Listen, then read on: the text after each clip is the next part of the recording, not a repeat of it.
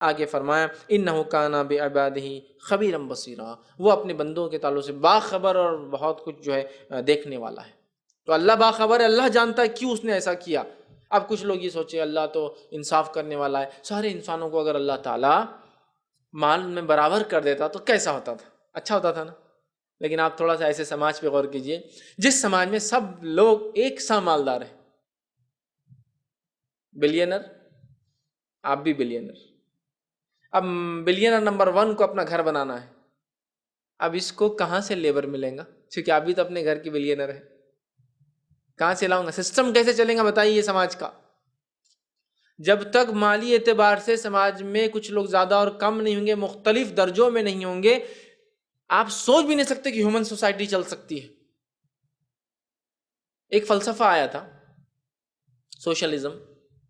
Soviet union جو بنا تھا جس کے نام سے، ان کا فلسفہ یہ تھا کہ سارے لوگ جو ہے مال میں برابر ہونا چاہیے، مال کی تقسیم برابر ہونا چاہیے۔ تو کیا کیا انہوں نے معلوم، مالداروں کا مال لے لیا، گورنمنٹ کے اس میں جمع کر دیا، ٹھیک ہے، اور غریبوں کو بھی تقسیم، مطلب ساروں کو برابر کر دیا، ٹھیک ہے۔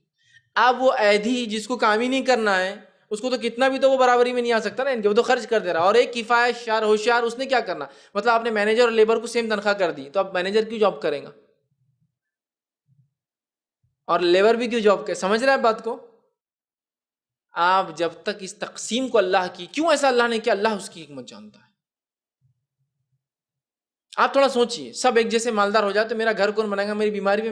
میری جو ہے میرے زخموں کو کون صاف کرے گا، یا میرے گھر میں کوئی خرابی ہو جائے تو کون، نہیں کر سکتے جب تک کہ سماج میں اونچ نیچ کا سسٹم نہ ہو۔ یہ اونچ نیچ مال و دولت کے تھے اللہ نے طے کی ہے، اللہ آزماتا ہے ایک کو دوسرے سے، لیکن جس کو جیسی آزمائش ملیں گی آخرت میں ویسا